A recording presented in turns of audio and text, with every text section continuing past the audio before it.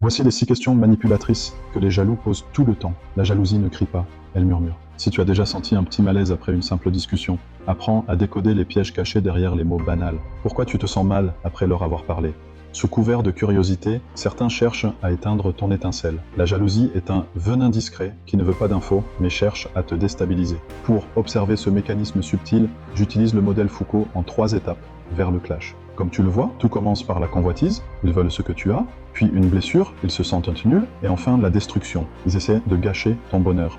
Première question qu'on peut te poser, comment t'as eu cette opportunité au juste? Ici, le but est de faire croire que ton succès est un coup de chance ou du piston. Ils transforment ton talent en une simple anomalie, pour ne pas admettre que tu as bossé. Deuxième question qu'on peut te poser, t'es sûr que ça va durer?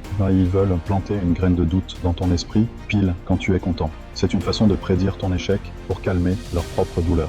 Troisième question, pourquoi t'as pas encore ton permis? Ou ton conjoint fait tout pour toi. Le but, te faire passer pour quelqu'un d'incapable. En te disant que tu n'es pas indépendant, ils essaient de se sentir supérieurs à toi.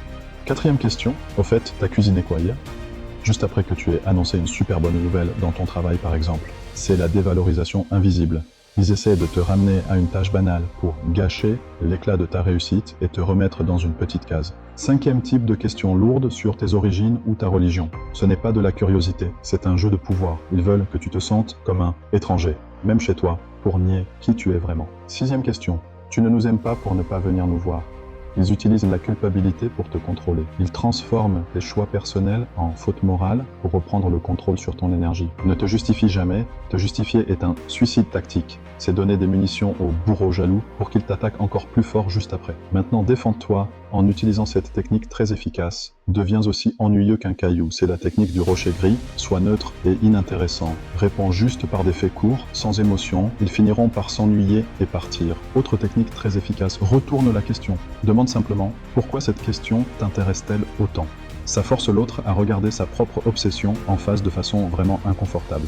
Dernière technique vraiment puissante, utilise l'absurde pour briser le malaise. S'il te rabaisse sur les tâches ménagères, réponds « Oui, je suis une vraie Cendrillon, merci de t'en inquiéter ». L'humour casse leur jeu, leur jalousie est la preuve de ton succès. Retiens bien, ces questions sont des aveux d'impuissance. Ils s'agitent parce que tu brilles trop fort. C'est parce que tu projettes de la lumière que leur ombre s'active. Ne les laisse pas éteindre ta lumière. Protège ton énergie et si tu as aimé ce décodage, abonne-toi pour ne plus jamais te laisser manipuler.